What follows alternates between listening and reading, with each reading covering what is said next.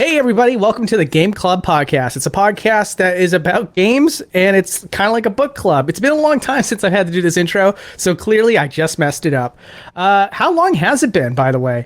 I think 4 years is what I saw. Four little years. Yeah, that's not so bad. You might, unless you count the one where I lost my recording and we had to scrap it. I think that was New Horizons. Oh my god. Remember that one? I felt so bad. So bad. That's so freaking funny. Did that happen? I guarantee you. That's how long it's been. It's been 4 years, and now like memories maybe it was a bad dream, and I'm just making it up. It could have been. I don't remember. There's a lot I don't remember, so maybe it did happen. Oh no, 2020 was a whole different world. I've forgotten a lot of things from 2020. Oh my gosh. That's what the government did to you. Yeah, I'll tell you what. My brain's never been the same since I drank all that gasoline. It was just so cheap. So really quick, the audience might be figuring out that by the title and thumbnail almost assuredly, but if you somehow stumbled in here in a different method, you might notice that we're not talking about a game this week and the other many weeks that we're in that 4-year gap. This is because this is going to be the final episode of the Game Club podcast. I would say right now that it might not be about games, but it will be about gamers. Yes. And the friends we made along the way. And the gamers that gained along the way. So, a big reason why we decided to go this route is because, yes, the format of the show was to talk about an individual game each episode, but we all knew here that this was going to be the final episode. I think we all just came to an agreement that it felt kind of wrong to just leave the final episode as just sort of like any other episode, and then we're gone. And I think at this point we can all kind of come to terms with ourselves that the podcast won't be coming back. And so there is a lot to talk about there, I think, and it'll be fun and interesting, and a lot has happened in 4 years, so it'll be great to be able to catch up with you two. And honestly, this is like my catch up episode for myself too. I'm gonna be listening while you all are listening too, to myself talking. Did you all of you watch all the episodes up to this point to refresh yourselves on? Of course, it's a book club. We need to have assigned reading and watching. Good. I didn't think I'd have to tell you guys to watch all the episodes before we did this podcast. And you did that, Andy, right? I've seen them very, very recently. Oh, really? Did you actually rewatch them? I rewatched like maybe 5 or so. It was just one of those things that kind of entered my mind. I was like, I haven't seen these for a long time. So while we're talking about like, hey, what do you remember? And not a lot. So it was like watching them as a viewer for the first time, if that makes sense. Yeah, I do. That does make sense. So yeah. Did you also watch some in advance? Well, so the thing about the Game Club podcast is every once in a while people come into my life and they're like, "You're the Game Club podcast guy. You got to watch this during the holiday season." I'm like, "Oh, it's so embarrassing to watch myself." Well, no, I'm just kidding. All my friends and family gather around the table. I'm trying to pull a Macaulay Culkin on you guys, but you did it again. The classic Macaulay Culkin. I honestly always loved the Game Club podcast. So every once in a great while, I'd throw on an episode and just be like, "Wow, man, what did we say in this episode? I can't even remember anymore." And then I'd watch it and I'd be like, "That was fun. I'm glad that we did this." So while I don't binge watch all the episodes or anything quite like that, there's every once in a while I just like to rekindle the old memories that we had that we made with this podcast. Man, now you got me all goosed up. I'm getting all goosed up at all the old memories and stuff like that. So let's move on. We actually have a whole segment here dedicated to memories that we have of the podcast. But if we could try to go in order here, I think a great next topic would be to ask, what happened to the Game Club podcast? Oh man, this is where the drama is going to come out. Spoiler alert, there is no drama. No, what are you talking? I had an alcohol addiction. Beta had his Yoko Ono. I'm gonna tell you right now, I'm sorry, I burned every file to the ground in a fit of rage, and I was the reason we lost everything. Anyway, let's start in order. I don't know what the order is, but let's do it in order. Do you want to go first, Beta? Oh, me? Oh man. Okay, so this is like the personal reasons we're talking about, or is we talking like general reasons? Whatever you- floats my boat. Yeah. Yeah. Oh, damn. Okay. Well, for me personally, I couldn't keep up. There was no way I was going to be able to keep up. Back in those days, I had just gone to college. I had just realized that I was doing everything in my life wrong. And I was trying to figure out what on earth I was doing. So not only was I like doing classes, as one would do, but I also had the added thing of I have to keep up this YouTube channel that I have been taking a back seat on my own stuff. Like it honestly felt like I was kind of just watching myself. I don't know how to describe it so much, but adding on top of trying to keep a business going, trying to figure out what it's like to even have a business, trying to also do classes, trying to also, hang out with people that I don't know if I'm going to see them after college is over. Spoiler alert, I don't see them now. And I mean, that's just how it is, right? Yeah. Everyone moves away. They got kids now. They got families. Yeah. But yeah. And also add on top of that, hey, we got to play a video game. At least, so if you want to like add a little bit more to that, it was, I know Mr. Shesez. I'm never going to say it. I'm going to be like Shesez. Mr. Shesez. She said he was like, oh, we don't have to like complete a game. We don't have to like finish a game. That's too much expectation on us.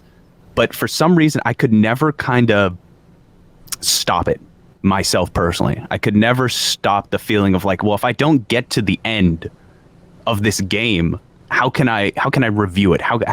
Because I would see people in comments be like, hey, hey, he didn't even get to the ending. He didn't even finish the game.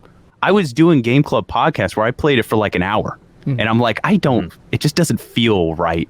I couldn't keep up, and eventually it just kind of fell by the wayside for me. Yeah. So really quick, just to interrupt, if anybody in the comment section ever said that Beta didn't complete a game, it's your fault. It's your fault. You killed it. It's Thanks a lot.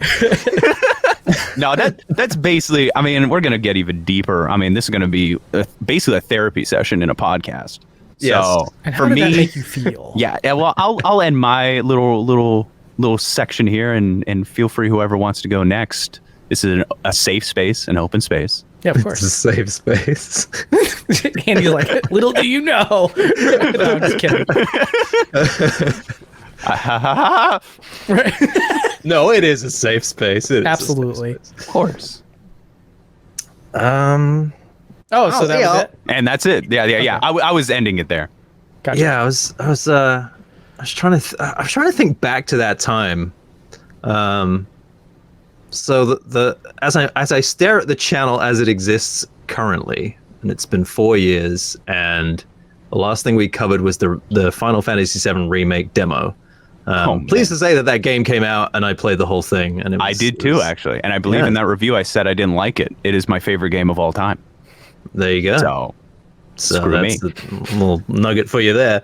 But yeah, I don't remember what happened much after that. I think I'm a similar kind of mindset to you in the sense that like it was a lot. Like I also felt like I'd want to finish a game or at least get mostly into it, so that when any topic came along that I thought, oh, this would be good to chime in on this, But yeah, if you've done 10% of the game and something comes up at like the 60th percent or whatever, it's kind of like, I have no reference for that, and that could have been the best part of that game, and I missed it completely. So there was a not a pressure, but a kind of, the perfectionist in me wanted to get to that point where I knew the whole thing and we could discuss it, properly.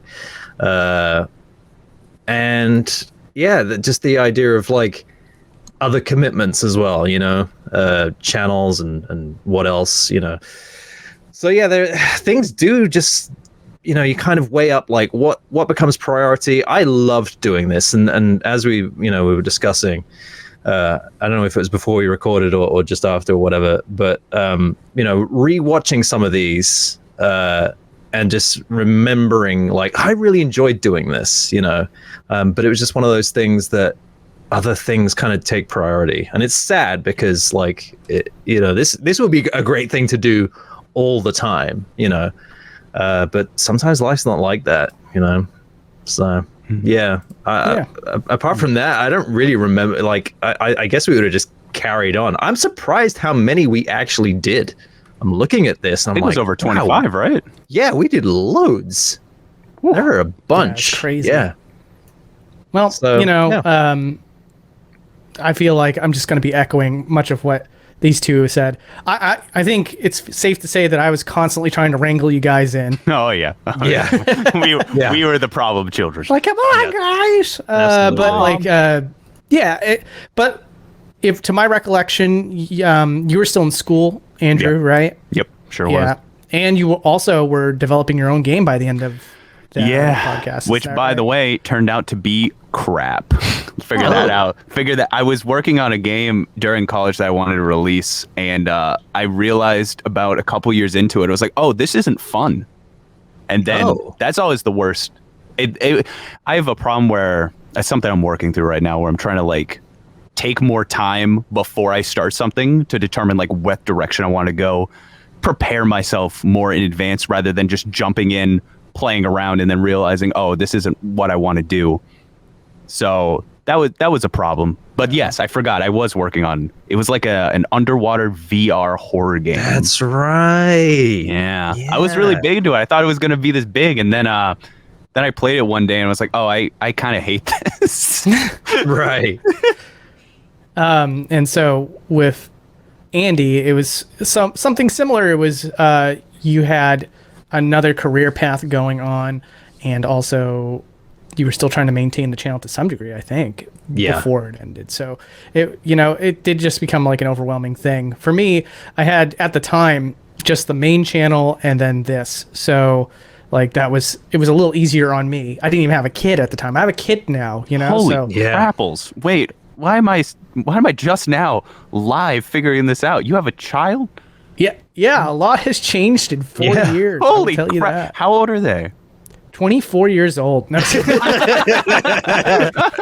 Dude, I fell off hard. I kind of just walked into a pit and just reemerged. It's congratulations. Well, it's great to catch up, honestly. Congratulations. She is a daughter, and she is a year and 6 months old now. Wow. Yeah. Congratulations. Thank you. It's been great.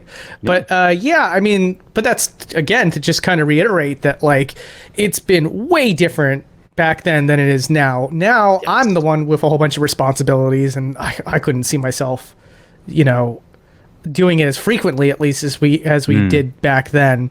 So, I totally understand. And, from there, I did try to continue the podcast, but Beta made a great point where it actually is kind of nice in a way that it's sort of like a little timepiece, like a little, what do you call it? Time capsule. Time capsule, yeah. And you can just kind of go back and see it for what it was. And if I had, like, the original plan was to bring on like fluid guests, sort of like no commitments to anybody, just whoever was available would co-host. And it would have been a completely different podcast. So I do think that it's kind of nice that this has a much bigger impact now that we're doing this episode, because we committed to, just keeping it the three of us.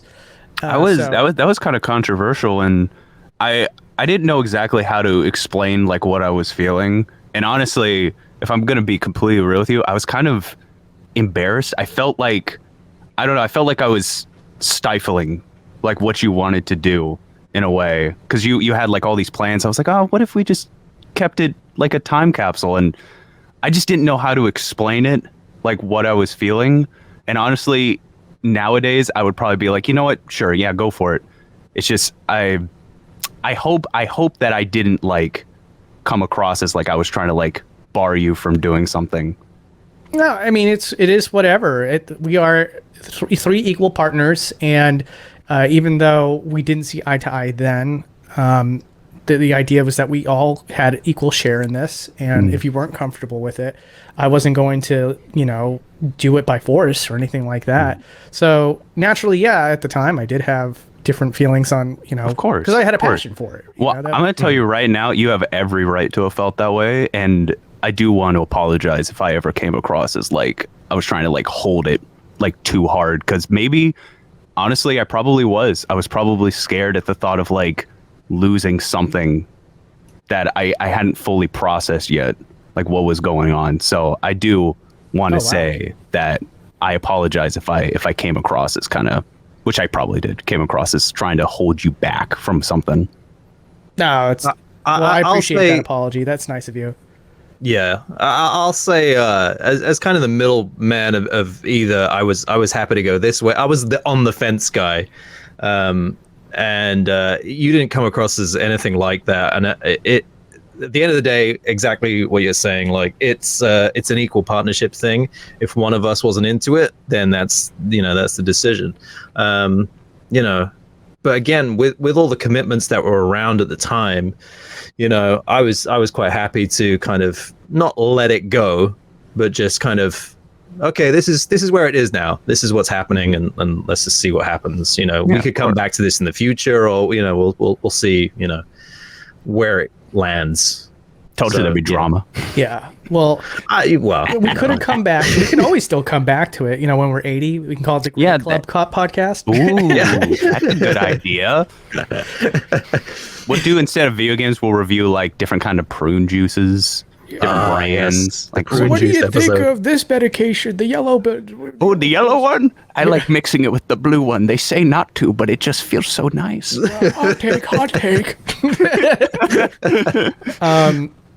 Okay, so I feel like we kind of cleared the air there. Is there anything else that we would want to add to that? I think we're good, right? Kisses? I think we covered a lot of ground there. Yeah, I told you it was gonna be a therapy. It was something. I honestly, I'm not gonna. I mean, you can keep this off the record if you want, but it's something that kind of bothered me for a few years.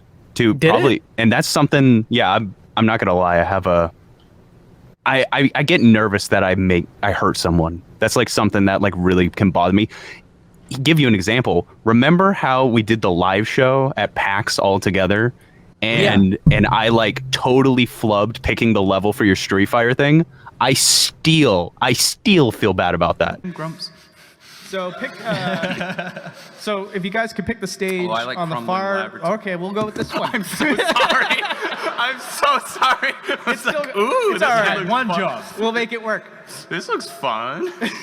To this day, even though you said don't, I'm like, man, I feel bad. I shouldn't have clicked that one. Oh, really? Yeah, dude. I don't even remember. I still process this stuff. It's just something, I don't know, it's my psyche. I don't know. Mid-20s, you start thinking about things. You're like, did I do that? I shouldn't have done that. Maybe I don't know. It's a sign that, like, I don't know. Now, you weren't mad at me or anything for putting that pressure on you to... No, of course not. Okay. Of course not. If anything, I was just sad that it was something that was special. It was like a big, like we're all together here at PAX, and I was like, we prepared for that. We prayed for that. we were, it was a big deal, and I was like, damn, did I mess it all up? Which, by the way, you two were cool as cucumbers on that stage, whereas with me, I was like, hi. Dude, no. Yeah, we've had this conversation before, and I always just said to you, like, if you were nervous, it didn't come through that way. I didn't notice it either. You did great. Yeah, you really did. So, since we just basically covered why the podcast ended, I think it would be a good transition to talk about why it even got started in the first place. Now that's cute. I started first on the last question, so someone else take the reins on this one. I think, or if I was to try to regale, like, this is funny because this is probably like 5 to 6 years of trying to recollect memories of this, but this is how I remember it. This is my truth. My truth is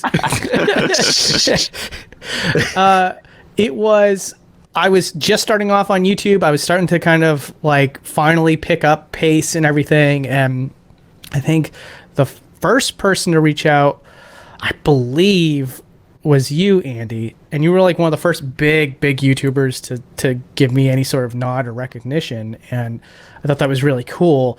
And then very shortly after that, you reached out, Beta, and you were like, hey, you're doing great stuff on YouTube, keep up the good work. And it was like right at that moment, I was like, the three of us have one thing in common. We have these channels where we peddle like entertainment information, infotainment, and like already to say I was pedal. starting to I kind of- pedal infotainment. yeah, I we like saying peddle that. infotainment. Yes, come down to my cart. Allow me to show you my infotainment. Pull up a chair. Tell you a story. Prepare to learn and be entertained. But I was already yearning at that time to be able to express my personality too, and Boundary Break was sort of like the star of the show, and I was merely like the puppeteer, kind of, it felt like to me. And so I don't know if I pitched it to you two like that, but I just remember thinking like it would be really good for all three of us to have a channel where we could actually express ourselves and have our personalities show for once. And so that's why I talked to, I don't remember if I talked to you, Andy, first, or you, Beta, but like I was like, what do you think about maybe doing a podcast together? And then we kind of quickly, it's funny, I feel like we established we wanted to do a podcast, but we had no idea what we were going to do with it other than it was going to be gaming related. And then like really, really fast, we were suddenly like, what if it was like a book club for games, call it Game Club Podcast? And it was just like, yeah, good, go, let's do it. Yeah, good. Let's do it. Cut print. Of course, I remember it differently. Go for it. I remember it way differently. Oh, All right, do shoot. it. Oh. So we would have all the first part that you said. I reached out to you when you were coming up and blah blah blah blah blah.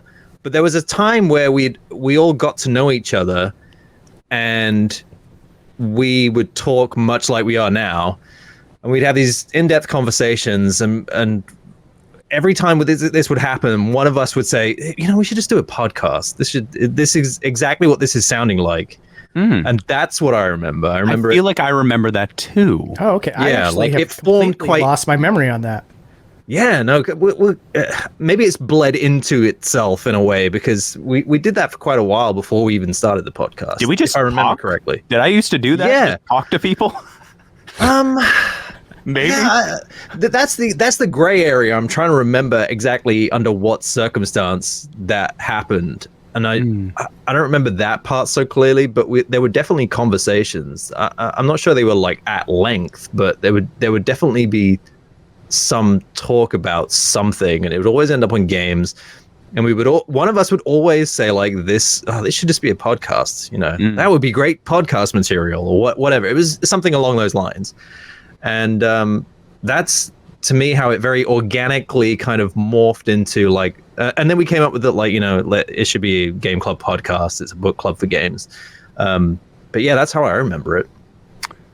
Oh boy, so it's up to me now. Where do you sit in the timeline? I feel like I have a worse memory than either of you combined, because You're the young one. You're supposed to retain the information. I know. I failed you, Grandpa. I failed you. I don't have any clue how this started. I do remember. I knew Andy first, and I believe I found Shesez through Andy talking about you on his video, and I was like, oh wow, that's really intriguing. I during those times I was really into like wanting to this nothing's changed. Okay, well, first off, I was gonna say I'm really into helping people, but I'm not to say that I don't want to help people nowadays, but like during that time I was like, oh, I really want to like use my platform to lift people up and really like give shout outs where shout outs are due. So I feel like that's when I contacted you, Shesez. That's when I contacted you. And not saying it's different nowadays, but I have learned that during that time I did forget to help myself a lot. So I would try to like stop looking at myself and look at others and be like, I want to help them. So that way I wouldn't have to like look at how broken my entire workflow and my entire like quote unquote career, if you can call it that, when I was like 18 years old. But yeah, so I remember that's how I met you. How the podcast started, I don't know, but I remember I was the one who like, I took it like, I feel like a little too far, because I remember that you two are like, hey, let's do like Game Club Podcast. That's awesome. Like, great. I'm going to look to see about turning this into a company, a limited liability company. And then we got to like monetize it and figure out all this stuff. And I remember sitting down with an accountant at a Starbucks. Whoa. Did you really? Yeah. I don't remember that. Well, I don't think I told you all because he was like, "Yeah, you guys haven't even like started yet. Why would you want to do this?" I was a little naive boy. I don't know how old I was at the time. When did Game Club Podcast start? Does anyone have a year? 2017. Wait. 2017. So that means believe. I was like 19, something like that. Yeah. Wow. And I just remember thinking like, oh, we need to like have a company, and you guys had to reel me in and be like, why don't we just like talk as like friends and record it and upload it? I'm like, oh, that that could work. Yeah, let's try that. And the rest was history after that. Oh, yeah. Okay. So what we learned here was me and Andy have different recollections about how this actually happened, which when that happens, chat, if you're young in the audience, I called in chat. I love that. Yeah, I do the same thing because I streamed way more. What you do in a situation, what adults do in this situation is they go to social media and accuse the other person of gaslighting. You're a gaslighter, Andy. And as the middleman, I'm going to say that you are both gaslighting. And the truth is, it just happened one day. No one came up with the idea. I actually think it is a blend of all those things. I think they did happen at different times. Yeah. Pull up the receipts. Pull up the receipts. Check the email. Yeah, because I mean, like nothing you said didn't necessarily mean what I said wasn't true. I guess the only thing was that I kind of, to my recollection, it was a more expedient sort of like, would you guys like to start a podcast together instead of actually pal around for a little while there? But again, it doesn't seem like something I would have done. I don't think I would have come up with the idea of a podcast. I feel like she says you would have been the one to be like, hey, let's make it like a podcast and like record this stuff. Yeah. It wouldn't have been me. I just remember it being very in jest, so just like, oh man, this sounds like a podcast, doesn't it? And then moving on. But the more that started to happen, the more it was like, yeah, maybe this should be, we're having a good time. It may have been one particular chat that just kind of morphed into like, yeah, we really should do this. This, like, what is it going to take to put this together, kind of thing. Because there are logistics behind it. Of course. Back then, we maybe didn't do it the most resourceful way. I mean, how we're doing it right now makes more sense, but I don't even think what we're using right now existed. So we would kind of do the podcast. It's an hour long. So then we'd have like 3 separate audio clips that we had to merge together. So we'd always do like almost like a slate for like movies where the clapper and kind of time it all up and try to sync it together, which is kind of, cumbersome at best. And maybe I've completely forgot that we also had to record all of the gameplay footage that showed in the background. Yes, yeah, exactly. I forgot about that. I'm so glad that future generations don't have to put up with the, all right, guys, 3, 2, 1, clap. I buddy, it works the best. No, 3, 2, 1, then clap. Yeah, it would almost never work. Yeah, just good times. Oh, geez. So, fellas, what are we up to these days? What's going on in your lives? Who started the last one? She says you started the last one. I started the one before that. So Andy, you're up. So YouTube is still a huge kind of part of my life. Son of a Glitch will, be in my life for a good long while yet. But it's no secret that, and I'm sure you guys can attest to this as well, and many other YouTubers could also agree with this. It's not been the most lucrative of platforms as of late. It's pushing for more of this and more of that, and you never really know where you sit. In very recent times, anybody who's followed my channel will know that, we got hacked and that was a whole thing. And then it all kind of worked out. And in hindsight now, I actually think the hackers sort of did me a favor because it kind of reset the algorithm on my side and videos are doing a lot better than they were. Oh, shoot. Nice. So it kind of, it's worked out in a really nice way. But, before then it was very much like, I don't know how long I can keep this going, and I started to move to like TikTok because TikTok is huge, and and I tried it out, and I actually tried it out 2 years ago, but it wasn't really yielding much in the way of success or results. So I kind of like I peeled off from it, and then something happened a few months back, and I posted something, and it did wildly, huge numbers that I wasn't expecting. I was like, maybe I've been too quick with this, and maybe it's a slow burn. It's not this kind of overnight success thing. So yeah, I'm kind of playing off the two different platforms at the minute, and you're a TikTok star. Yeah, it's kind of going that way. It's working out, and I like the platform. I feel like a bit of a granddad with it, and not really. At first it was very much, well, how does this work again? I don't like. What do we do? How do I make it go? Where's the off your switch? TikTok at? Yeah, where's your TikTok at? Oh, what's your TikTok username?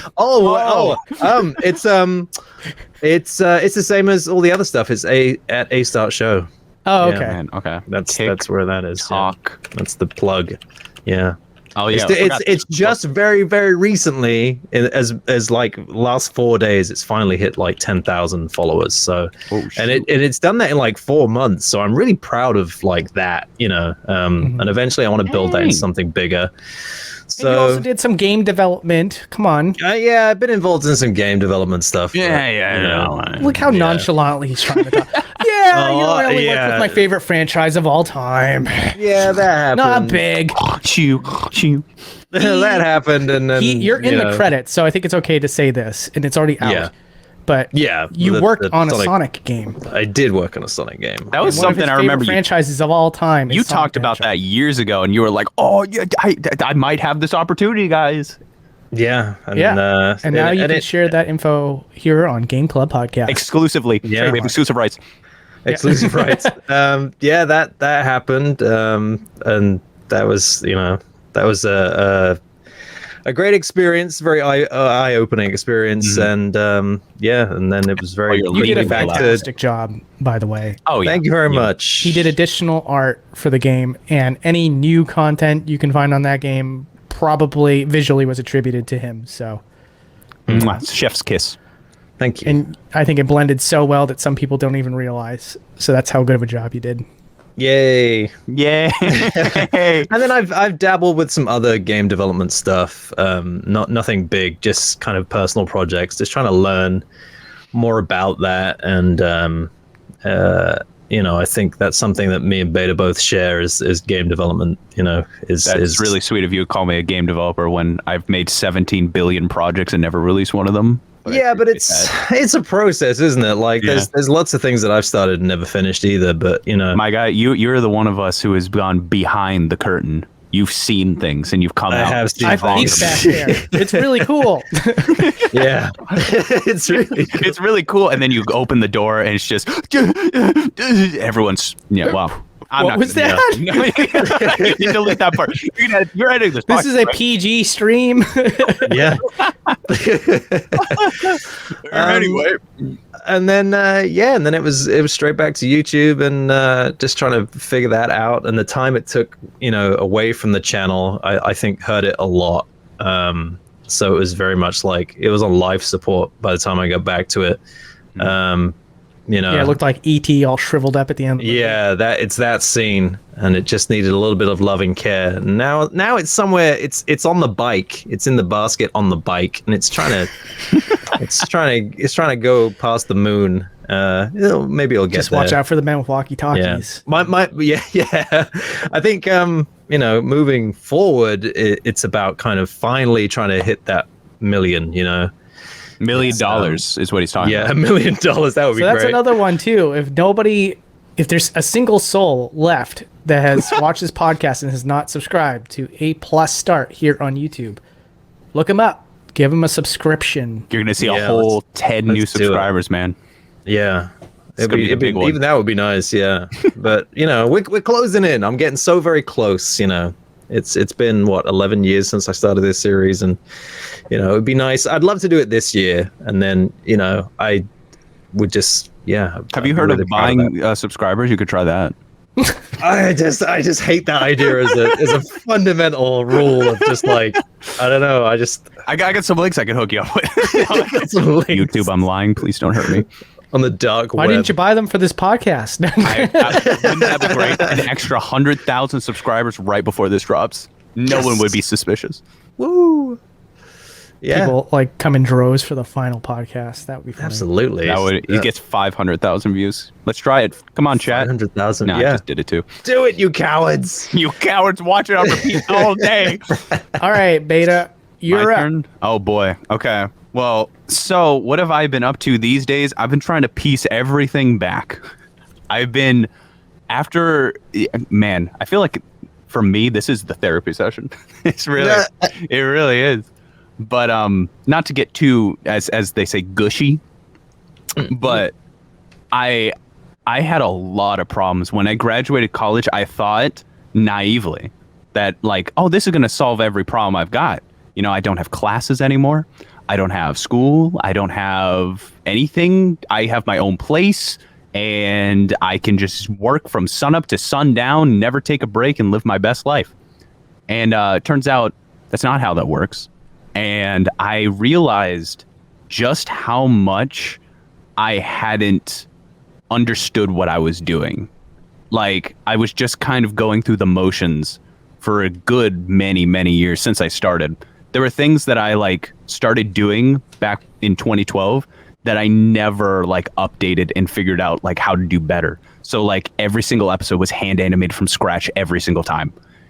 And I never had like a system set up, so I would have to like before a stream I would take an hour to like set everything up instead of like having things, all right, let's create like notes and like a system to figure out, you know, how to not spend an hour setting up for a video. And I did everything myself how I did it when I started, and my body and mind just couldn't take it anymore. I'm married now. Which, yeah, I mean, you should know. You should know that because I got married in 2019 and we were, that was before the pandemic. Still, congratulations, though. Well, thank you. Thank you. Anyway, she really opened my eyes to realizing that, like, what I was doing and how I was, like, working was not, like, sustainable. It wasn't healthy. And it was, like, a mental drain on, like, every aspect of my life. Just how I was completely open to like getting messages for anyone was one thing that like really affected me a lot, because I just felt like I have to respond to everybody. I got to make sure I didn't create boundaries. That's what I'm trying to say. I didn't create boundaries. Wait, sorry. That's a bad thing. The boundaries were meant to be built, she says. Boundaries and then broken. So I took a break from doing YouTube and I thought I would do it for like, I don't know, a month, 2, 3, turned into 3 years of just me realizing like, I don't want to go back. Why don't I want to go back? Why don't I want to figure this out? Why is my brain so, why is it having like a panic attack at the thought of like just logging into my YouTube channel? Like what's going on fundamentally in my mind that's causing this? And I figured out a lot of things over the past 4 years since I stopped doing Game Club podcasts, and 3 years since I stopped doing YouTube, just on how like I just wasn't trying to do right by what I felt. I felt like I had to sacrifice, and I ended up sacrificing far too much that I couldn't take it. So going forward, I will be relaunching my YouTube channel this year. Woo! That is correct. You heard it here. It's not technically an exclusive. I've told people before, but I tell people on Twitch, and I know people here probably haven't watched my Twitch channel. There's my plug, twitch.tv/beta64. I stream say that slowly. Twitch.tv/beta64. I stream 3 to 4 times a week, and I've been doing it since 2020. So 4 years. I think I've reached 1,000 streams at this point, but I don't have technically the data on that. Oh my god! But from doing streams and stuff like that, I started like figuring out like what I wanted to do with videos, how I wanted to like approach things, and I realized that it was okay not to. It was okay not to be passionate. You know what I mean? It was okay to not look at my YouTube channel and be like, this is my life's work and my life's goal. I was putting far too much pressure on myself for that. So going back into it, my goal is to treat it like this is my job. This is something I enjoy doing. This is something that I can do, not push myself to the limit and perfectionist go into it, but instead take the shortcuts, like pre-animate everything. It might not look perfect, but it will look good enough, and it saves me 7 days of work. And yeah, and like going through and my whole entire like workflow with making videos. I've already made a video. I just haven't uploaded yet. I'm gonna make 3, make a backlog, and I have like my research is done through like work boards now, through like Obsidian. So that way I have a better way of figuring out like what I'm actually researching instead of just writing the script without researching. And as I research, just add in random places and put it back in. Dang. Yeah, So I did it. Bro is just secretly becoming Super Saiyan in the hyperbolic time chamber. That's what I'm trying, man. Yeah. My goal is to come back. When I come back to Beta 64, my goal is 1 video every single month sustainably. That is my goal. And I need to like put that as like forefront. This is what I need to do, because before it would just be like I'd make a video, then crash for 3 weeks, grovel back into my computer and go, all right, let's get to the next one. Come on, you can do it, Andrew. Just one more. You can't live just saying this one, just one more. And I feel like it's something that's really held me back. So yeah. That, Just to kind of quickly, because as an audience member, they might look at that and be like, what's so hard about doing YouTube? And, you know, we do have really rewarding and at times very cushy jobs, but really to keep up with all the other people putting out videos on YouTube, almost every YouTuber is spending a lot of work hours sitting at the computer and getting the videos out in a timely fashion, but also with a sense of quality. And so, you do that over and over and over again. That's where the burnout starts to come into play, where like you're trying so hard and you're not always rewarded in the way that you feel like, dang, I put in so many hours into this. And what? This is only like the 7 out of 10 video. Like, whoa, God, I thought I would do better than that. And like, it's that experience happening enough times, it eventually kind of demoralizes you, and it becomes really tough to like have that passion to do those really long hours that can go into making YouTube videos sometimes. Would you guys agree with that? Oh, absolutely. I would say that like I want to be able to get myself on a schedule, and that's something that's been a problem since I was like a child. My parents would be like, because I was homeschooled, and they'd be like, Andrew, you got to stay on schedule.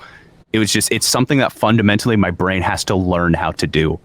So that's what I've been training myself to do, is stay on a schedule. And I've been streaming 3 to 4 times a week, 4 years now. I post 1 new video on my Patreon every single week, and I've been doing that for 2 years now. And next goal is post a video once a month on the YouTube channel and keep it sustainable. So that way I can then do the things that really mean something to me, that I feel like artistically I would like to do, like make a game and release a game and be able to say I did it, that kind of thing. Yeah. And you can't do that if you can't afford to eat.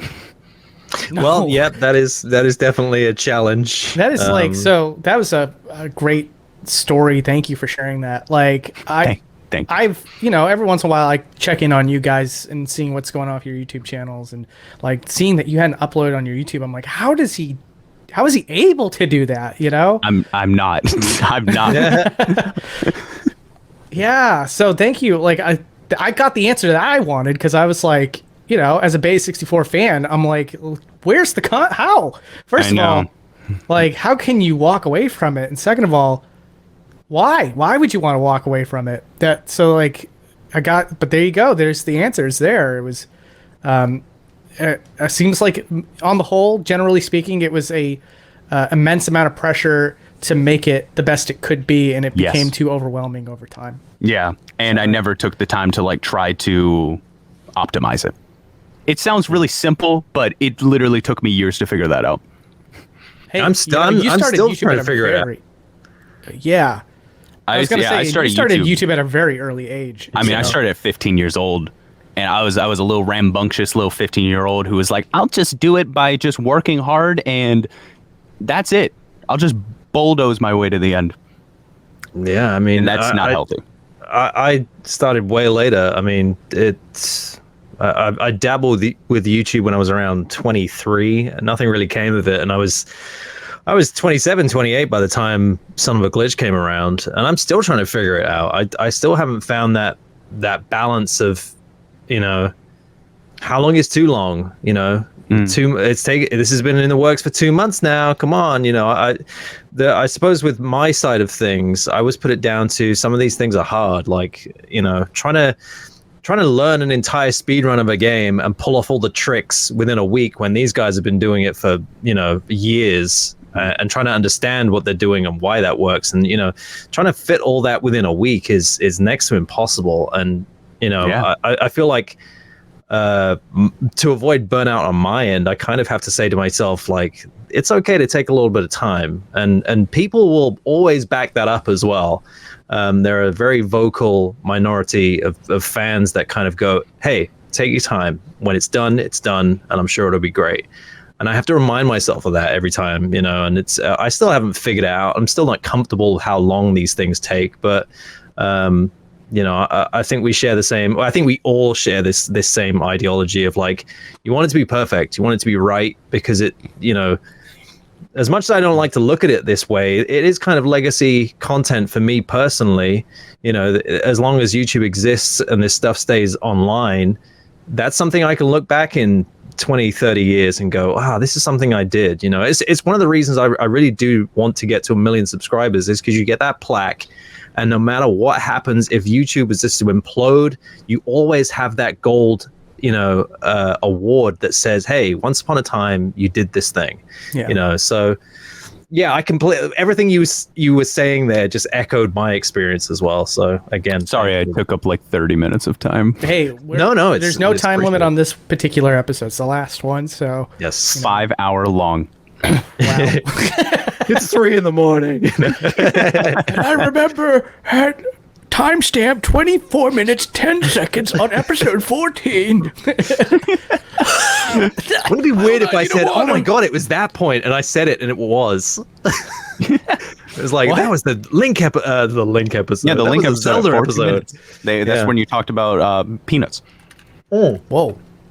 That would be weird. I've got photographic memory, don't worry about it. Well, did you say peanuts? Peanuts. Oh. Good. Yeah, I did. Let's keep it PG. What did you think I said? Well, I think we'll we all leave know it up what to he the thinks. imagination of the folks at home. Wink. They've only gone to one place. All right. She says you haven't answered the question. What are you up to these days? So, after my life shattered with Game Club podcast ending, I was left to pick up the pieces as well.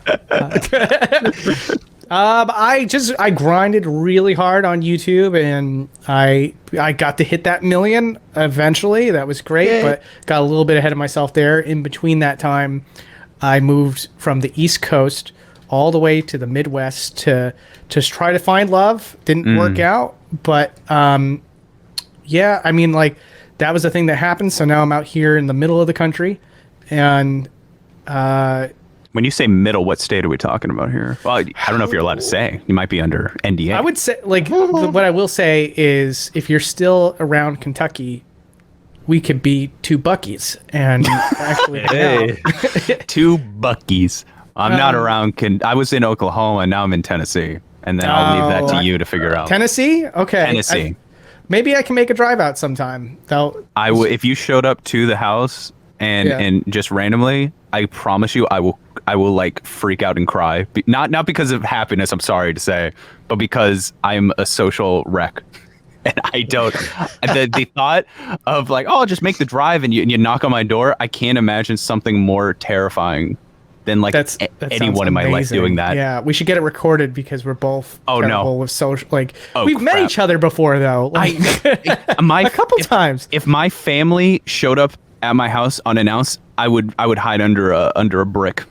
Under a brick. Under a brick. It's who gotta I be a pretty am. big brick because you two are like Amazonian sized. Yeah, I got like a huge brick. It's like a that Patrick was so thing. freaking hilarious when we finally met in person at PAX East, and I'm like, I'm an average height man. I'm not a short man, and I show up, and the two of you are just like the Monstars from fucking Space Jam. You know, the best thing about that is I have that moment filmed. Oh, that's right. You do? It's just somewhere on the drive? Okay, we gotta. When I edit this, I gotta put that clip in. We're making a new movie. It's called Finding Shesez. Because he's in this convention somewhere. Wait. He's right here. He's right here. He's right here. This guy is tall. What's going on? I know. What are you, 6'1"? 6'1", yeah. Whew. It's Shesez. You're tall too? I mean, Everybody. I'm the short one of the group. Actually, I did not expect that. Yeah. All right, at least I'm not the That was the shortest movie in history. Finding Shesez. We did not plan that. That was actually brilliant. That was brilliantly executed. I'll dig it out. I know it'll be easy to find. I'm sure I'm going to look very cool and not be like staring at the floor being like, hey guys. So anyways, yeah, from there, the YouTube channel just started to kind of like, I think organically sort of decline. And then also, I think there was a inorganic decline that every YouTuber was facing. Like, I was talking to many YouTubers that were saying like, oh yeah, I'm going for the same thing. But I'm like, I feel like they're going down like a gentle bunny slope and my channel was just going, you know, like just like almost straight down, like one of those straight down slides. And I was like, what is happening? So, had a crisis moment there. I went public about that. And from there, I was able to get a little bit of support so I could come up with some new ideas. And basically, like, I came up with two things I thought worked for my channel. Basically, one was doing like compilation videos of, you know, past work and putting them all into like one category, like all one Fallout episode with all the Fallout. I've seen people doing that. Yeah. I was like one of the earlier ones to kind of adopt it. And then everybody started doing the falling to sleep 2 stuff. And we have Shane from Did You Know Gaming to thank for that, because his channel did it and it was like a roaring success. And then he was gracious enough to share that information with all the other YouTubers. And now all the other YouTubers are like, you know, Kadikarus with Falling Asleep 2, you know, the most energetic man on the planet. Let's fall asleep to that guy. So yeah, I did. Sorry, Caddy, but like, I started doing the compilations. They actually became pretty successful. And one of the things I refuse to give up on, and it is steadily going upwards and not downwards. So like, there's hope. Is I have a lower effort channel where all I do is just get in front of the camera and talk about things that matter to me in video games. Sometimes it's like the relevant news. Sometimes it's just about semi-relevant, which is like something that happened within the last 5 years, or just kind of having like an insight that I feel like people don't talk about enough. I'll just hop in front of a camera and just talk. And then I have an editor who, you know, puts some footage to it to kind of make it look a little bit dressed up. And it's called, that one's on YouTube, and it's called Shesez the News. And which I highly recommend, by the way. I've been watching them, and it always... So we've known each other for such a long time now, but it always surprised me just how eloquent you are with your information. And I look at that and I think, I wonder if I could do that. And the answer is absolutely no. Sometimes I got to string a sentence together. So like it's genuinely good content, and I can absolutely see it growing. And I'm living under a brick, so I had no idea. It's a big brick still. It's some really big bricks. No, Shesez you are such. I hope you take this a good way. You're a businessman. I assume you'll take that a good way. That's a compliment, right? You know, it's not an insult, though. Okay, good. I don't see myself that way, but it's not an insult. Compared to me, I mean, you looked at a situation where things were going downhill. You came up with a game plan. You researched. You asked your peers' advice.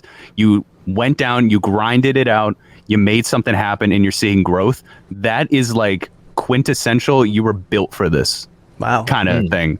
And it's something that I've looked at you and I've been like, damn, I can't do that. Why can't I do that? And that's literally what I've been like. I've been thinking about you every day for 4 years, trying to figure out, how do I be Shesez? No, so this is why I didn't share my state. I gotta follow him. I gotta figure out where he eats, what he drinks. Oh, man. no, but like, no, yeah. I do. I thank you for that. I appreciate that. Yeah, it's funny because I'm not a very artistic person. Like, I wish I had artistic talent, basically. But like, I always loved entertainment, and I always loved entertaining people, and I have a big passion for it. So I always get very motivated in the world of entertainment. And like, I have lots of friends who could either do amazing illustrations or amazing animations, or they're amazing musicians. But time and time again, I'm like, you're really talented. You could go somewhere, but they just don't see themselves ever being that big. And so they don't ever put the effort in to try. And dude, you just described me, kind of. I know who you're talking about, because I know people exactly like that. And those are the people I relate more to.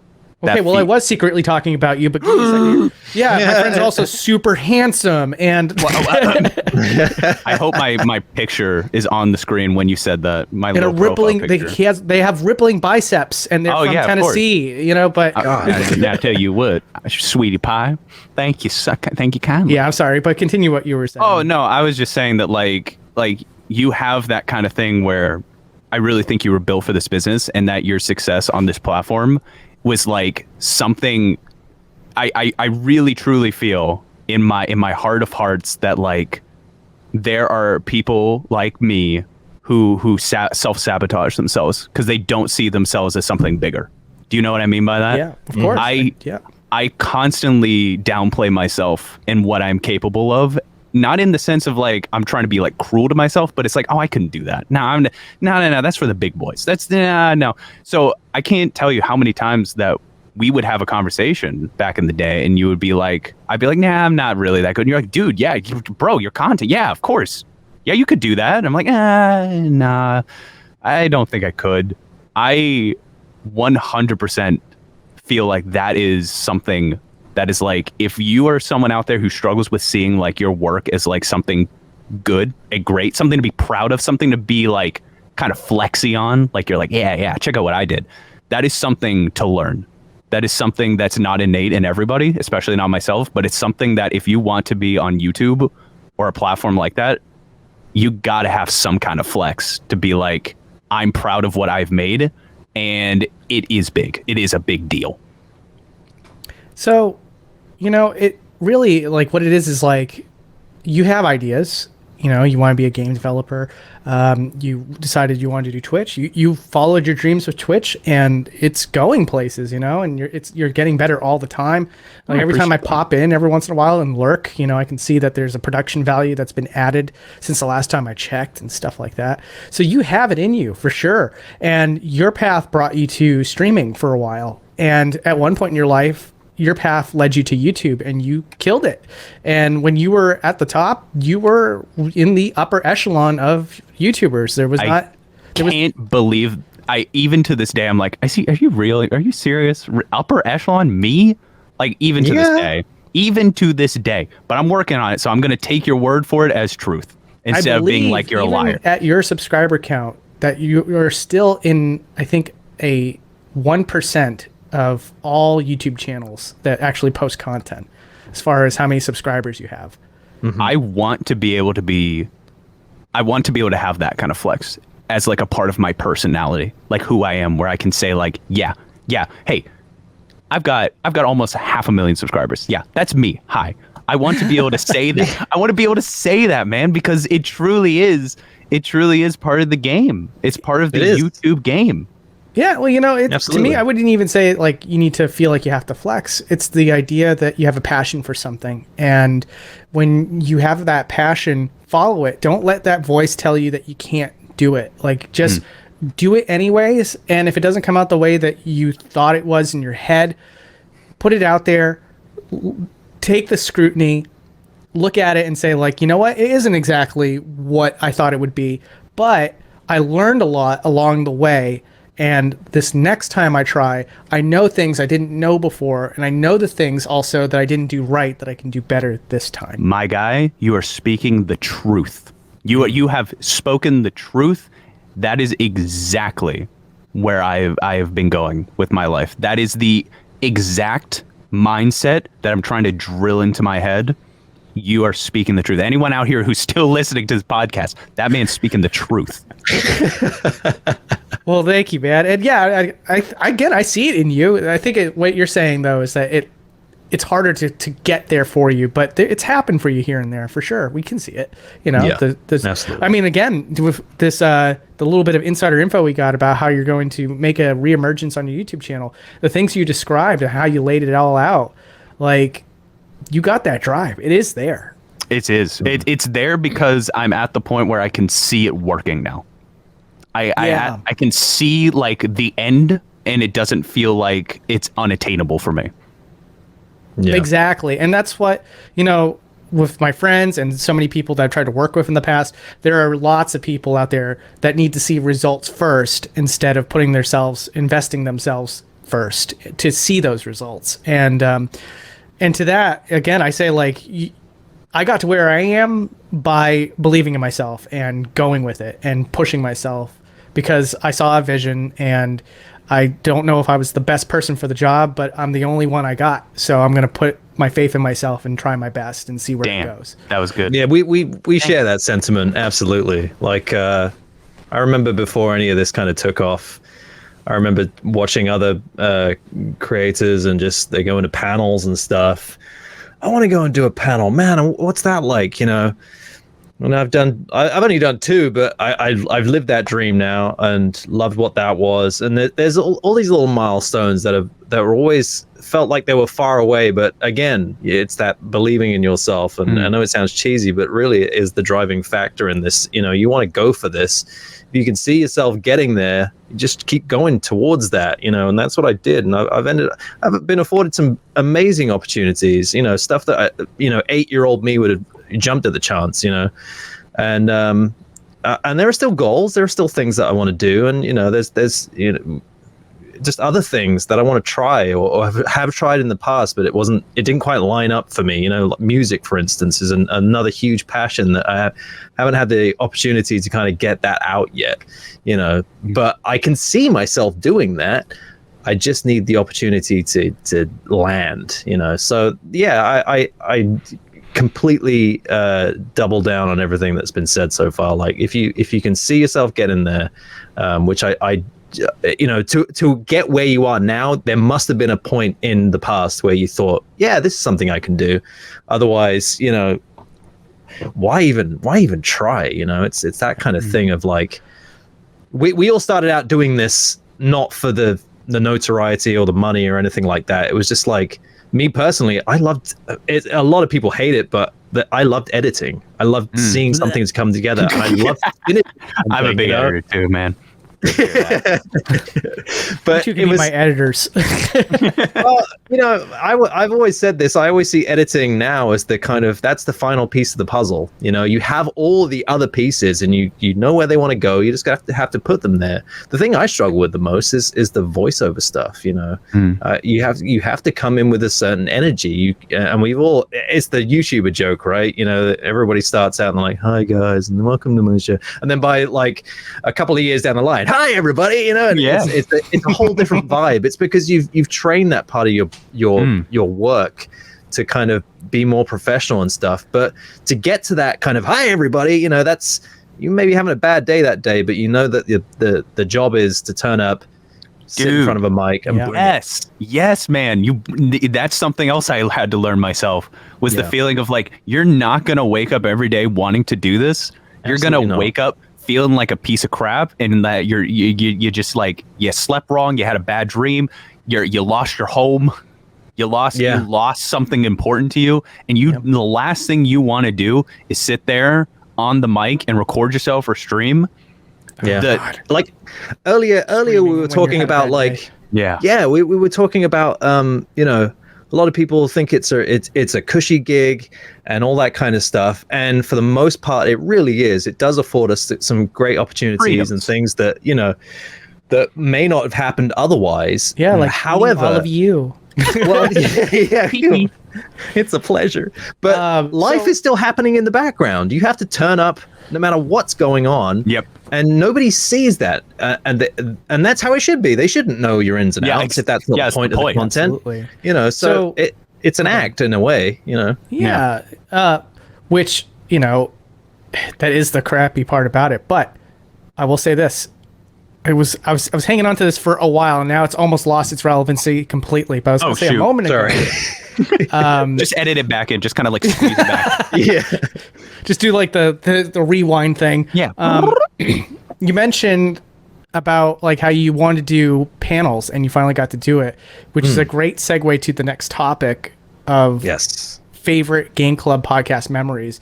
We recorded an episode live together in a hotel room. Do you guys remember that? I do remember Absolutely, because that for me is one of the highlights of this. I don't remember whose room that was. It was yours.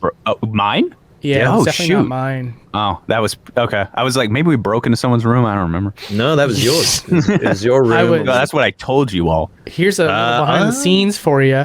I was buzzed and completely anxious the entire time. Heck yeah. Were let's you go. really? Yeah. Oh, absolutely. I think if you rewatch it, you could definitely see it. But Wow. yeah, I was, for whatever reason, I don't know if it was because I was buzzed. I don't know if it was just the newness of being with all you guys, but like something about, was that the second time we met up, or was that the first? I think it was the second. I think it was the second one. Something Yeah, about it. I yeah. had an anxiety attack pretty much the entire time, and I was trying to mask it as best as I could. Wow. That's a professional for you. Yeah. Yeah. God, I would I never actually- have known that. Not gonna lie, I kind of had a little anxiety attack before even doing this call, just because I was so nervous about getting on this. Oh, really? Yeah, I think I must be dead inside. no, dude. Hey, you've just got a superpower. You just It's got called sociopathy. No, just kidding. no, but like yeah, like I go through that too, man. I have a mod team on Twitch, and I did like actual interviews like over voice call, and I literally had a panic attack on the bathroom floor like 15 minutes before. Wow. And then I got back on my seat and I was like, hi, my name's Andrew, how are you doing? It's just that's part of the gig, that's part of the job, and it's tough as fuck. Yeah. Wow. Yeah. I don't know. I don't have that part of my brain that lets me worry in that way. Or I worry about other Which is things. Yeah, of course. But, no, but when it comes to I this, know people, you know, I know people like you. You're normal. Don't worry. weird people. I know Dude. people like you, Norman. You stupid normie. Oh, sure there perfect is some- mental there- health over here. No. There's got to be something out there that makes me nervous. But Okay, it's well, not. if you're not nervous about people, you're nervous about things for sure. You're nervous about like things breaking. Your computer just stopped working one day. No, losing because files? if that happens, I'm usually in the midst of it. Even when the channel got hacked, I was cool as a cucumber until it was real. And then it was kind of Yeah. like even then I didn't panic as much. Although there's probably video evidence that goes the contrary. When I jumped on X or Twitter, I mean it's still Twitter to me. Yeah. I jumped on there. I was like, "Help me!" You know, basically, you can see it in my face. I'm a You little were bit like my stressed. fellow Americans. They're Well, that's just being me. attacked. We have been attacked. Well, then you definitely have a superpower. Then, if you're not afraid of things or people, you're the I just perfect think- person.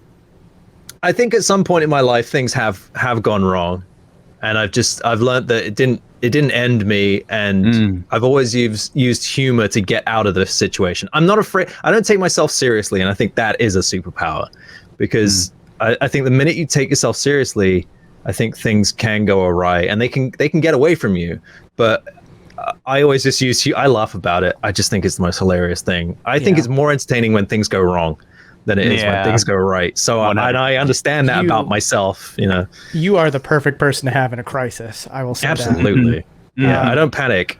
I've been in crises in life, in real life, like a day jobs before any of this happened. You know, I had a guy pass out because he was what's the thing where your sugar levels are low?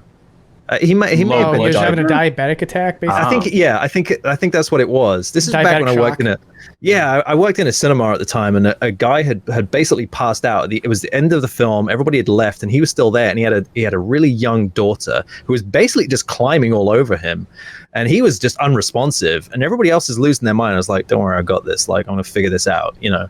Man. And it's just like I don't have that, and I was sometimes worried I'm going to be too calm at a really big situation and bad things are going to happen. But you know, My I God, you are superhuman. It's things Superman. just happen. Things just happen. You just have to adapt. That's what it is. Mm-hmm. I'm That's a good. resourceful. Well, if I can talk about my favorite game club podcast moment, because Yeah, I liked Andy's though. That was a really good memory. That's I would say it would have been the panel if I didn't have 4 years of me being like, oh, I should have shut up. I did like meeting you all. I really did. I thought that was really good. But I would say my favorite memory of all time is just the Bubsy episode that we did, talking about if it was a book, I'd read it, but if it's a game, I wouldn't. It was like I don't like it as a game, but I like it as a concept. It's like if it was a book, I'd read it, and then it like showed like a T-shirt that just said Bubsy's head and it said if it was a book, I'd read it. It's pretty all right. If it wasn't a game, I would love it. But it's a game. Yeah, it's a game that sucks. Now I heard that Bubsy 2 controls better. I'm sorry. Hold on. That's a quote that needs to be like put on a wall. If it wasn't a game, I'd love it. If I didn't have to play this, it would be so much better. Okay. Just watch it as a movie. Brilliant. Love it. Okay, we'll make a shirt out of that. Welcome to the apparel shop. If it wasn't a game, I'd love it. If it was a book, I'd probably read it. Bubsy the book. Hey, that's not a bad idea. Accolade, get in on that. That was great. That was a great cracked one. me up. For To me, this day. we'll just call them out as we remember them because like there's a lot of little ones. Like for me, I remember the Super Mario Sunshine episode where I said it's a great game on a mechanical level. Yeah. But it's not a bad game. Once you just break it down, like for me, once I break it down on a mechanical level, I can enjoy it.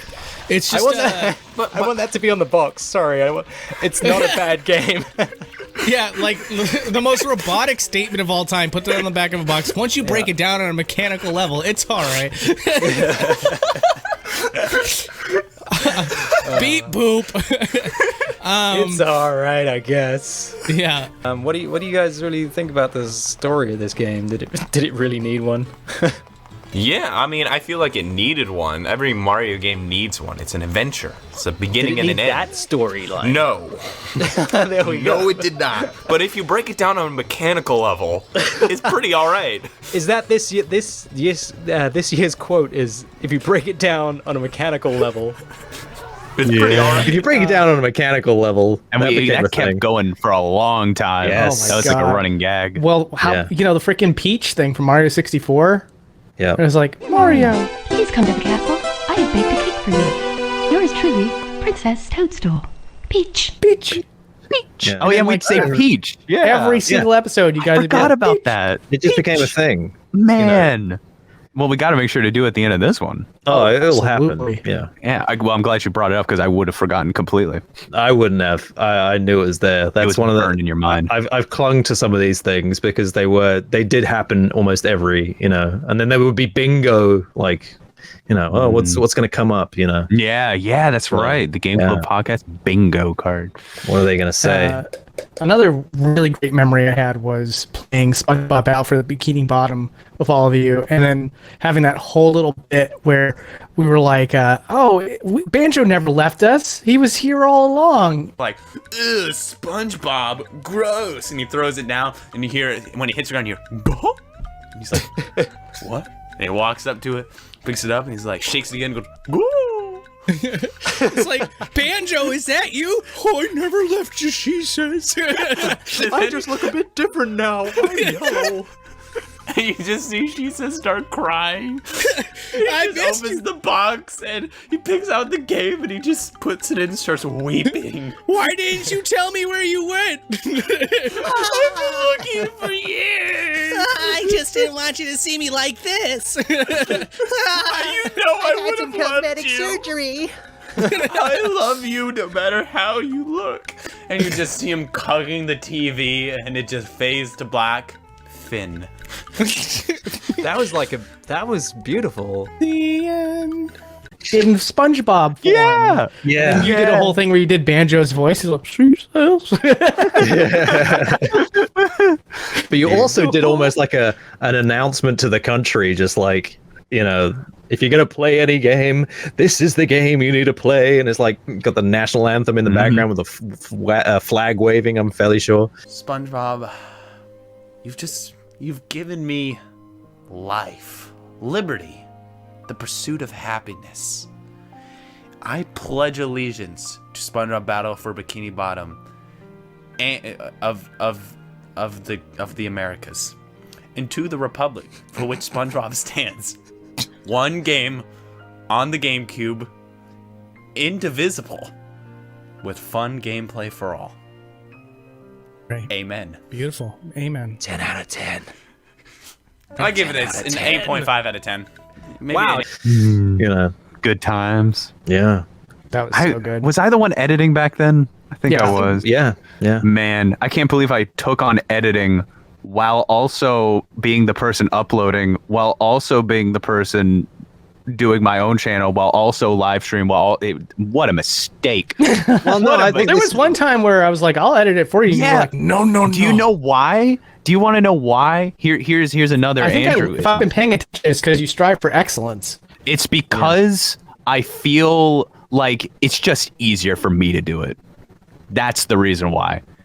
It's to a degree that I'm like, someone's struggling holding a box. I'll be like, I'll just do it. It would be easier if I do it. Someone like people have told me like they'll be like, hey Andrew, do you need help? And I'll be like, no, I'm fine. I got this. I can do it. It's just because I feel like, it's just easier if I do it. And 9 times out of 10, it's not easier if I do it. I was gonna say, hate to tell you this, but you're wrong. Yeah, I know. And it took years to figure out I was wrong. It took years of figuring out like, I have 17 things to do today because I didn't give up a single one of them. It's not because I didn't trust anyone. It's not that I thought I could do it better. It's because I thought like, it would just be a pain to like have to upload the file, send it to someone else, do like for other aspects of my life, be like, I would have to train them. I'd have to figure it. It would take me an hour. You know what I mean? Right. And that's the joke is you only have so many hours in a day. When you give up all your hours, then you're screwed. Basically. Yeah. So thank you for editing this one, she says. Yeah, no problem. Because I've learned now that it's not easier if I do it. Yeah, I wanted to make this as as low effort for everybody involved as much as possible. Because you knew if you scared us, we'd run. It's like, come on, you want to do this podcast? All I need you to do is to talk about this on socials. Use this script that I have made for you. No. And hashtag she says, we says wins. Yeah. Any other memories that we have of the Game Club podcasts?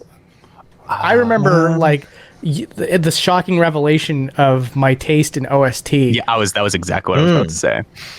Yeah. That we both, I remember the moment that we both were like bravely default was like both of us were like, yes, we connected once, we did it. Yeah, and I think it was like Super Metroid. You both were aghast. You were like, "What? You don't like?" It's not that I hate it, but I just don't think that it's like, one of the most. Oh, and here he goes, bringing it up again. The drama starting. The drama. That's the real reason I quit. I could stand here and say Super Metroid's OST sucked. Even though he never said that, and I made I remember why I left this podcast. It really was artistic differences. Which, by the way, this is exactly why I was like, I actually do appreciate the comment that you would say that I'm like a businessman, but the fact that I have the takes that I have on social media and how it does not help my career whatsoever. I'm waiting to find out that that's like the new meta is you're supposed to because you're getting people to click it and figure out your stuff, like if you give a hot take on Twitter and people click it anyway, even if you said, I think Peach sucks and she's a horrible character and it should be Mario again. 2 Marios. Ooh. Yeah. How about a green one? Yeah, there you go. There's your tweet. Send it out. Man, it was so easy. It was so easy. God. No, but I don't think. No, I assure you, there's not a business method behind the madness. It's just madness. And here's a funny thing for you. There's a website now that reviews YouTube channels. Okay. And oh, really? yeah, it's That's supposed to be like scary. the Rotten Tomatoes of YouTube channels. Well, that makes me No way. very, very terrified because I don't like it when people say that I suck. Well, here's like one of the funny ones that I saw on my channel. It was somebody that said, "Great channel. Don't check out the Twitter though." Wow. And now everyone's going to check out the Twitter. You've won. Oh no. They're going to want to know why they shouldn't. Yeah, check out She Says the News instead. I actually do have the same opinions, but they're more verbalized and nuanced. Digested and not 100 characters. Yeah, exactly. Not condensed into a tiny amount of 100 characters. Now, any other memories for the Game Club podcast? Any like little memes that I will say not so much memories, but one of the things I really liked, a running theme with me was, I've never played it. So there were a bunch of games that I would never have played in my own time outside of this. Ones that come to mind would maybe be something like Shadow of the Colossus, which ended up being a real favorite of mine, which I would never have gotten to. I played 30 minutes of it. Oh, welcome. Yeah. I honestly, there were some points where you would say something and it'd be like, now this is like in the end game, and I would take out my headphones just so I didn't spoil myself. Oh, I would do that. Yeah, there would be a couple times where we record and then find out after the podcast was over that you didn't finish the game. Yeah. Like that. Yeah. Yep. There was definitely, that was almost like a running joke where Andy somehow has a whole career in video games, yet every time we did an episode, you'd start off by saying, I've never played this one before. And I'm like, how does this keep happening? What are you playing? It's like, well, this is my 46th run on Shenmue. But like, no, I'm glad that we got you to experience some different titles. And I'm Absolutely. I mean, I got to experience a new title because of you. I got to experience Guitaru Man. I didn't know that was a thing. Right. So that was really cool, and it was honestly a trip. Like, it's a pretty well-made game. It's a Parappa the Rapper contender for sure. Yeah, absolutely. I actually like it more than Parappa the Rapper. Dang. But, All right, we're gonna have to end this podcast now. No, just kidding. I think I'm looking at the thumbnails, and I think the first time I ever played Pikmin, which is a series that I absolutely love now, was because of this podcast. Oh, shoot. I never touched the game before, if I'm remembering that correctly. Man, I don't remember if I forgot we did Overwatch. Yeah, we did Overwatch. That Did we really do Overwatch? Yeah, I remember someone was like, "Hey, this is good in the algorithm right now. We got to do Overwatch." Yeah. Oh man. By the way, I'm going to say right now that if you listen to any of these podcasts, and I guarantee you my opinion on the game has changed. This is why I don't do reviews anymore, because like whether or not I like a game, I don't know if anyone else can relate to that. Whether I like a game or not depends entirely on how my day is going, or like where I am in my life. So like Shadow the Hedgehog was a pain to record, and I kept dying, and I probably said I didn't like in the video. One of my favorite games. I love Shadow the Hedgehog. I've completed the entire thing 100%. So you must have been having a really great day when we covered WarioWare. I do love WarioWare. Now I was right about that one, but like I don't know, things like Mega Man. I probably was like, I don't like Mega Man. Mega Man kind of sucks. Or like I don't know. You were never that bold. You were always I was too scared of people. Yeah, you were very kind to the games, even when you weren't like you chose your wording very wisely if you didn't particularly enjoy the game. I was scared, man. I was scared. I was like, if I say that this sucks and I go out on a limb and people are like mad at it, it's like, okay, whatever, right? But then I'm going to change my mind. Like, I'm going to play Sonic Mania again and be like, oh, wait, actually, this was amazing. I'm going to play Shadow the Hedgehog and be like, oh, wait, this is great. Like, it is so hard for me to like say that, oh, this is an objective opinion that I have, and it's going to stay this way, and it's objective based on the game itself. When really, in reality, it's like, I don't know. I got sad I didn't get chicken tenders that day, so this game wasn't that good. So you emotionally abused the games. Purely on your dietary requirements. Based entirely on whether or not I has a bad day. You know what? Mario Bros. 3, not that good. Didn't deserve the sales that it ever got. I don't know. I wouldn't be mad if Mario Bros. 3 got liquidated. Every single copy burned in a fire. Burned in the ground. No way to play it ever again. Yeah. I just feel like I have like a bit. I feel like I have more responsibility for whether or not a game is good on me, where it's like, oh, this game is bad, and it's like, actually that was me. I just didn't come with it in the right viewpoint, or I've just not used to those games. You were always very kind to the games Like Yeah. I don't think there's a single game on our playlist, and I think that everybody watching right now will have to go through every single episode real quick to make sure that's true. Yeah, Yeah, but like I absolutely. don't think there's a single episode where you just dog on a game. I don't think that's just who I am. Like I think like the meanest you ever got was like Luigi's Mansion 3, and you were like, it was really good. I enjoyed it. It's just not quite as good as Luigi's Mansion 1. And was like, even to this "Whoa."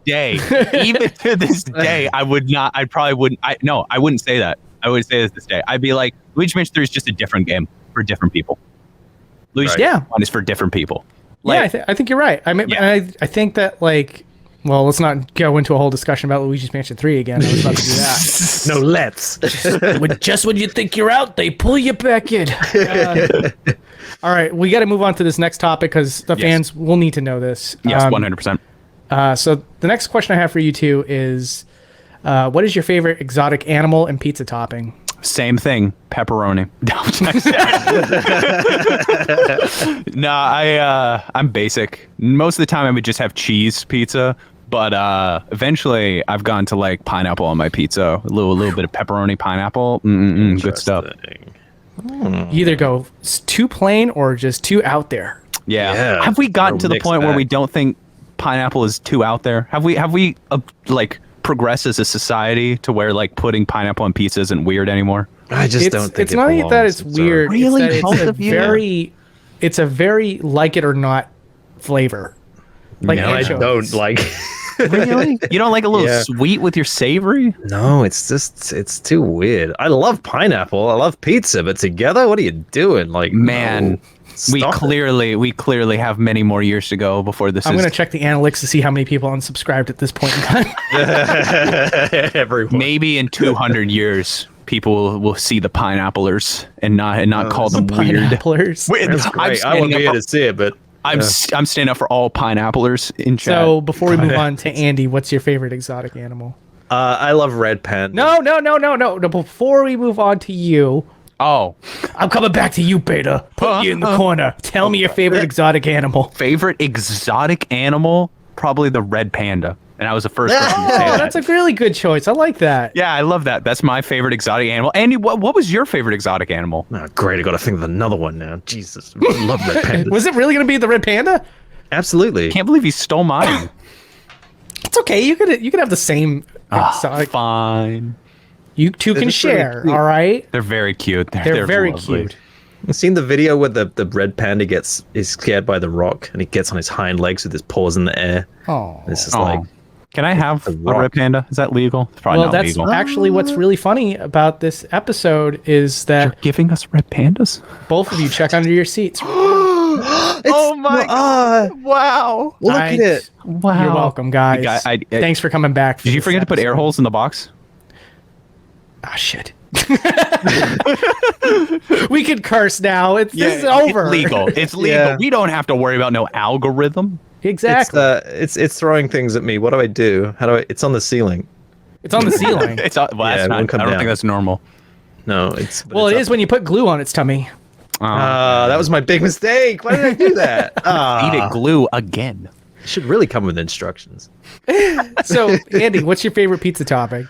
I like meaty things. I like pepperoni. I like spicy meatballs. I like that kind of thing. Whoa. Yeah. That's so abnormal. All at once? Will amazing. you ever do the meat lovers? Yeah, anything that like sits in that range where they call it something to do with meat, and it's lots of it. You know, when I was Wow. in Japan, there was a pizza called the Giga Meat. Wow, was it just one big slab of meat with some dough on the sides? It was every single meat they had in the store. Holy So, what we crap. learned on this podcast is that Andy's actually secretly a Giga Chad. Eating Yeah. the Giga Meat. It's like, I don't buckle under pressure. I love meat on my pizza. Yeah. Doesn't matter what meat, really. It could be. Yeah, that red panda's getting involved. yeah, and then us Yeah, it's femboys gotta go over here sometime. with our pineapple. Red panda meat.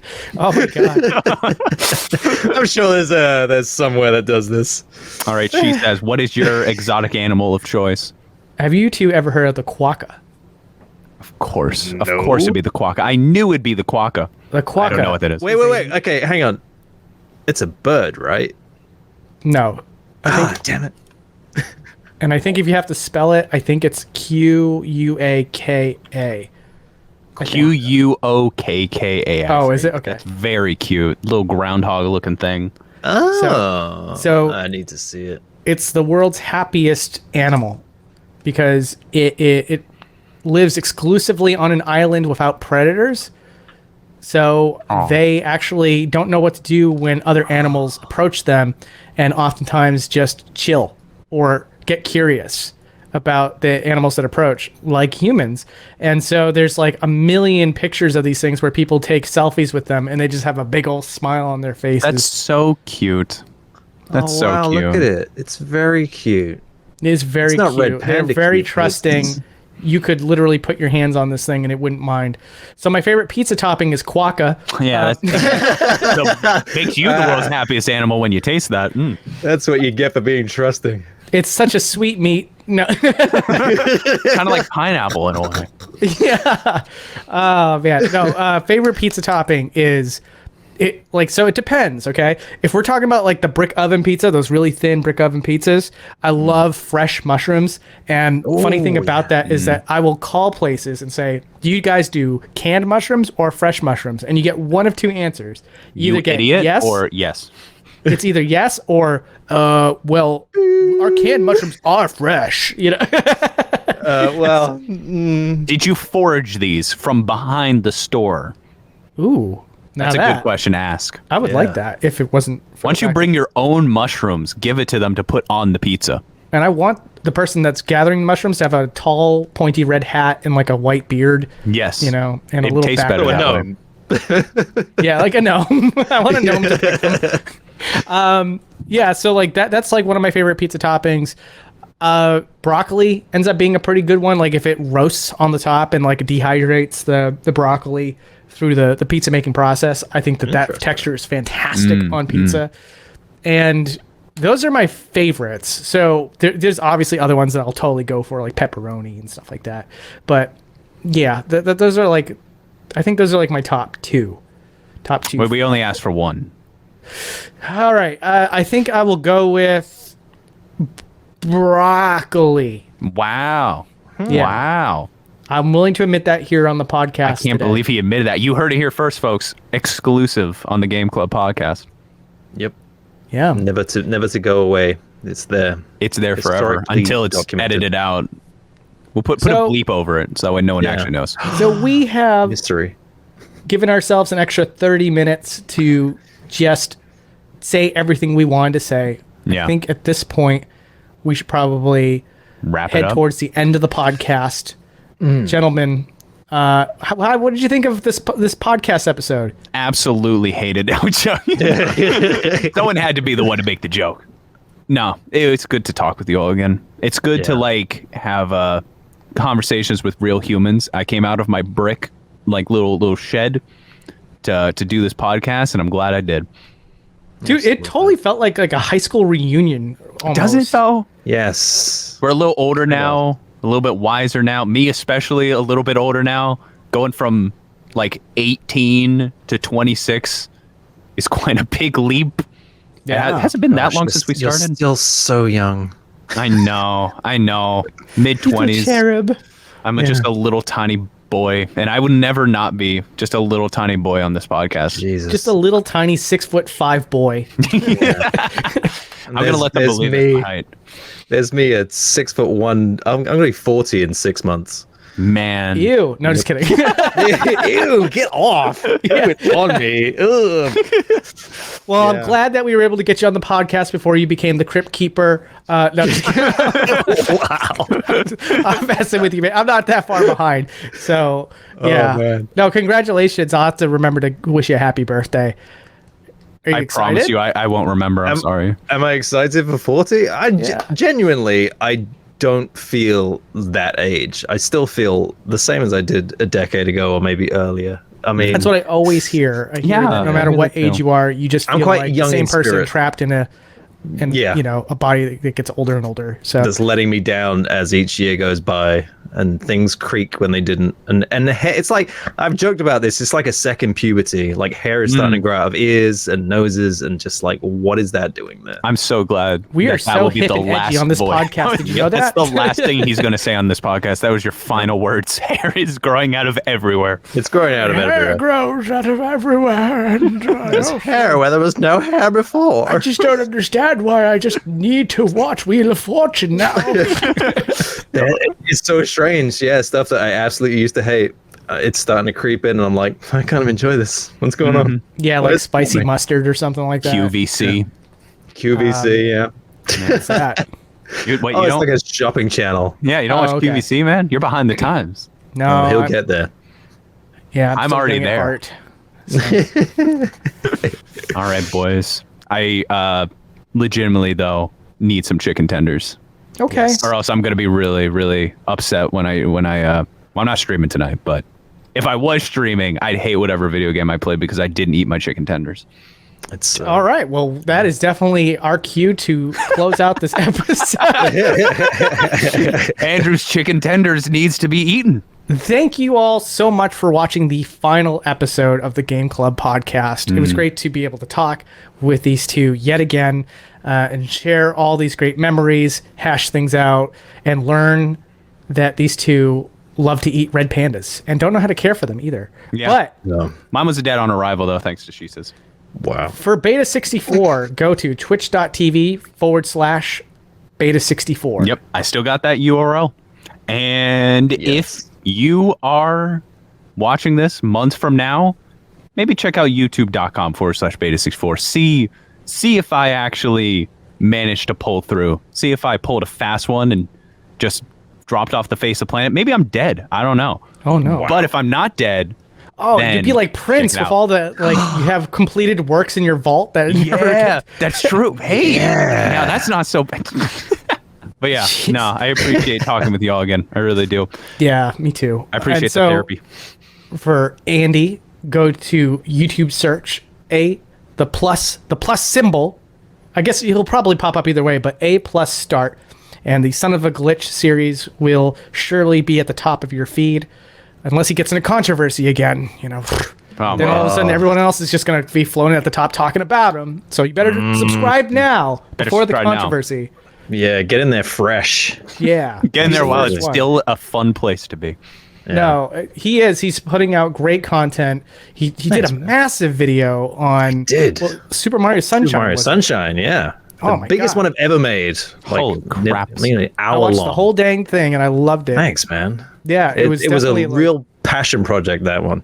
You can tell. You can absolutely tell that whatever was going on in the past, you were like, I want to make this the best it can possibly be, and it shows. So if I have any recommendation, the guy who says that Super Mario Sunshine only works on a mechanical level still thinks you should go see this. The video really works on a mechanical level.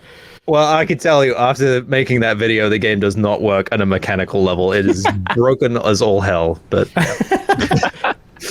is there anything else that you wanted to plug, Andy? I'm trying to think of. Was there something else? No. Okay. No. Hey.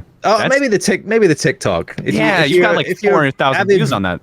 Yeah, if you're an avid watcher of TikTok and you love to just doom scroll on that, absolutely check out that. That is a platform that I'm slowly but surely beginning to love the idea of. It's at a+start show, or just if you type in Son of a Glitch, I'm sure you'll find it. He's got some viral hits on there. Now I have to be the one to tell you, Shesez, where do you want people to find you? I would love it if you focus fired everybody to the Shesez the News channel. That one's still up and coming. We don't even have 4,000 subscribers yet. So if there's anybody that hasn't heard about it and want to see me talk about the game industry or relevant news like the Nintendo Direct that's coming up tomorrow, please, subscribe You just dated to the that. episode. What? You just dated the episode.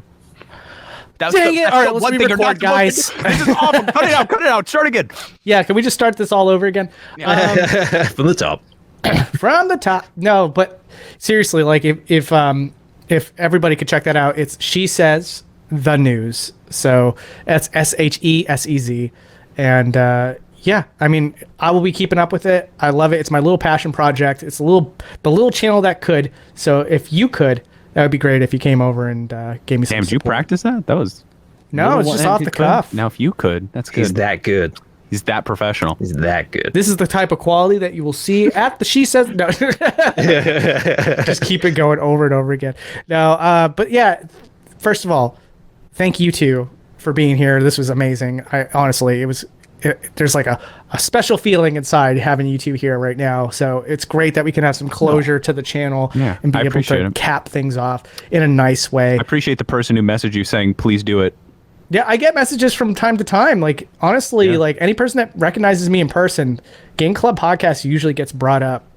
So, man, yeah. Sorry, guys.